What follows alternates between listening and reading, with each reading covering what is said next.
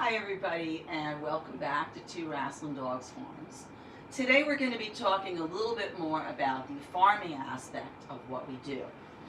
We, through our nonprofit organization, the Northeast Bronx Community Farmers Market Project, we maintain a garden in the Bronx at Preston High School, and we use it as a learning garden during the summer for a program for 5 to 6 year olds. And we also use it in the fall with the food studies program at Preston High School. So because the school had closed down, we decided a few weeks ago to take a drive down to the Bronx. We dismantled the whole unit. We set it up here in our dining room.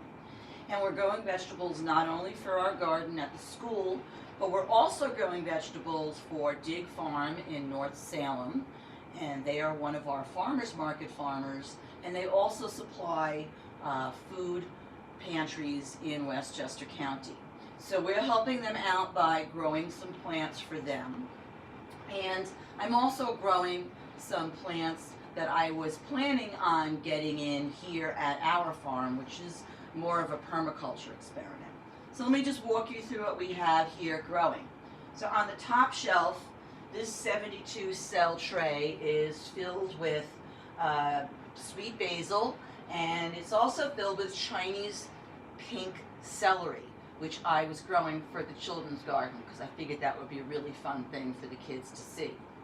The next flat is filled with Swiss chard, spinach, and eggplant, and these are all going to be going to Dig Farm, as well as all of the tomatoes and peppers that are growing in this 72 seed tray.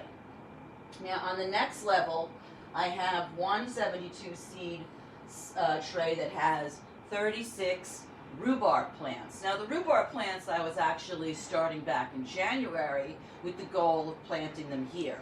Because rhubarb is a perennial vegetable that once you plant will keep coming back forever and ever. And it grows to about 36 inches diameter, and we use rhubarb to make a really delicious rhubarbecue sauce. So we'd like to start growing our own rhubarb for it. And then the other cells are filled with some wildflowers that I'm trying to naturalize here in our meadows. Things like wild bergamot and some nasturtium that I'm going to plant in my culinary garden. These 4-inch pots right here, these are all filled with echinacea, blue pine, and lavender. More plants that are herbal medicinal plants that I'm planning to grow here. And this tray is for Dig Farm, filled with more basil and assorted lettuce. Everything on this bottom tray are all of the tomato and pepper plants that we already started a month ago that are in their 4-inch plants. We did a little transplanting demo the other day on our video. This is the result of it. So these will soon be going to Dig Farm to get into their greenhouse. And then this last little tray over here is asparagus. Now asparagus is another perennial vegetable that I used to grow in the Bronx at our original farm location, and I had started these also in January with the hopes of planting them here on the farm at the front entrance to the garden. Now I also have some other seedlings that I had started upstairs because I had a little 24-inch grow light spot just for my own personal gardening. And I have some more basil up there, fennel. I'm also growing feverfew, which is a medicinal herb. And I'm also growing St. John's wort, which is another medicinal herb. So those are going to be getting planted out on the farm. And when we're ready to start planting some of these things here, we'll be showing you those in a video. But that's not going to be happening for probably about a month. It's still the end of April here in Southbury, Connecticut, and we actually had a little snow this morning. So we're actually about 2 weeks behind the Bronx, which is a little adjustment that we're getting to. And I also have over here a little radish microgreen setup. And these have started growing. Now, if you saw a video we did a few days ago, we harvested these, and we are ready to harvest these again in a few days.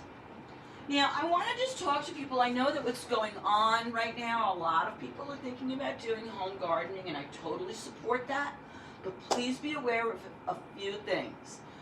If you are living in a urban or suburban environment, a lot of our soils are not very healthy. And if you're going to start digging things up, you may be digging up soil that has a lot of heavy metals in it. So do a little research about your property of what it was beforehand. Otherwise, you may consider doing raised bed gardening. Raised bed gardening is an investment because you have to buy the materials and fill it with soil. But if you're planning on gardening for the long term, this is a great way to get involved in gardening.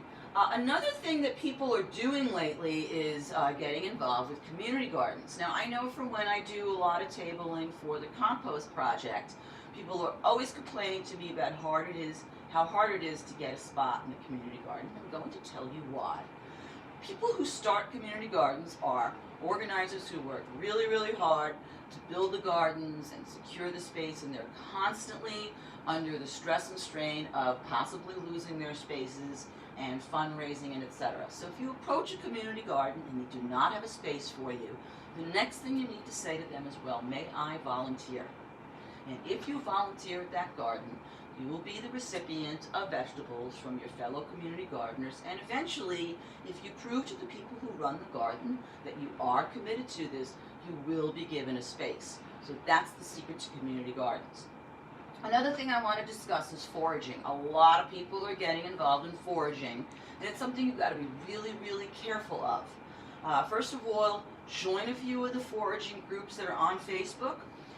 And the other thing is get a few guides, because the most annoying thing for the people who run these foraging groups is the constant ID questions, when you could very, very easily go to apps like PlantSnap and identify some of the simple plants that are out there.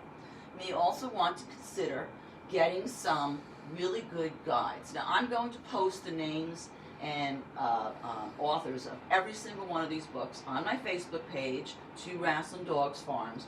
But I have found that all of these are really great group books for IDing and also for how to use the edible wild plants that you forage.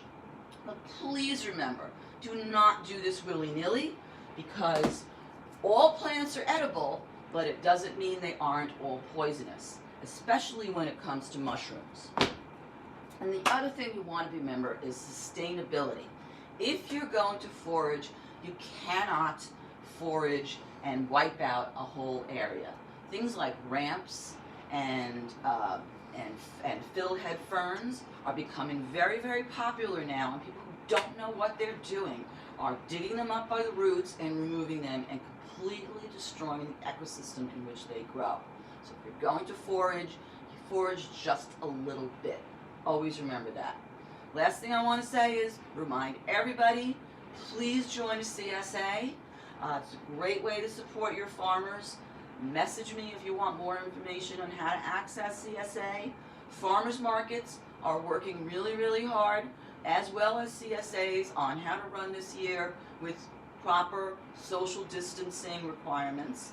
And I also want to remind everybody that the SNAP and EBT benefits are available for people. Sign up for it, and they are able to be used at farmers markets and also at Whole Foods and Trader Joe's. So that's going to be it for today. I will see you all next time, and remember, subscribe to this subscribe to this YouTube channel, Chris Napolitano, and please subscribe to our Facebook page, To Wrasslin Dogs Farms. Have a great day, stay busy, and stay healthy.